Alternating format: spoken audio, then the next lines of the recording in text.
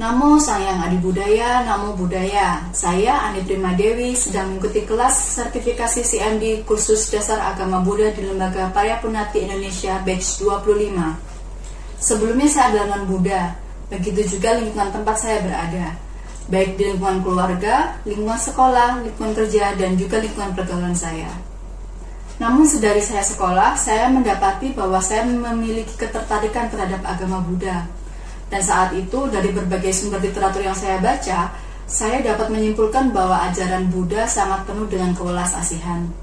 Tumbuh lebih dewasa, keinginan untuk mempelajari agama Buddha masih ada, hingga pada akhirnya saya menemui Bante dan meminta masukan. Dari beberapa kali diskusi, dan saya juga turut dalam beberapa kegiatan wihara, saya menjadi mantap untuk mempelajari agama Buddha lebih mendalam. Dan di situ juga saya memutuskan untuk menjadi Buddha karena terasa ajarannya itu sangat realistis dan nyaman. Belum ada tujuan pasti, namun perasaan nyaman ini cukup mendominasi hingga pada akhirnya saya diwisuda.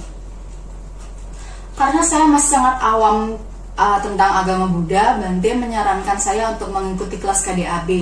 Di kelas ini akan mengulas dari dasar tentang agama Buddha. Setelah saya berhasil bergabung di batch 25, salah satu materi adalah alasan memilih agama Buddha.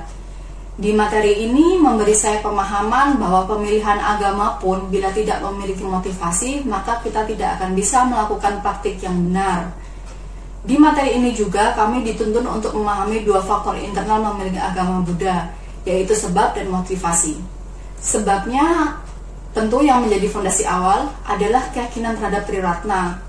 Motivasinya ada dua. Yang pertama yaitu hidup bahagia di kehidupan sekarang dan terakhir kembali di alam bahagia. Yang kedua adalah keinginan bebas dari samsara dan mencapai nirwana. Saat ini saya menyadari bahwa motivasi pertama yaitu hidup bahagia di kehidupan sekarang dan terlahir kembali di alam bahagia masih menjadi motivasi dasar saya. Namun tentunya ke depannya motivasi kedua harus dipupuk. Motivasi kedua ini sangat menarik karena cukup berbeda dengan motivasi agama kebanyakan. Pada agama Buddha, konsep nirwana atau surga atau alam bahagia sebagai tempat nyatanya bukan tujuan utama. Namun masih ada tingkatan yang lebih tinggi dari definisi nirwana sebagai tempat, yaitu definisi nirwana sebagai kondisi atau saat di mana seseorang dapat terbebas dari penderitaan di dunia dan menyatu dengan alam semesta. Hal ini mungkin tampak mustahil dilakukan, namun dikatakan dengan kesungguhan batin hal tersebut bisa kita upayakan.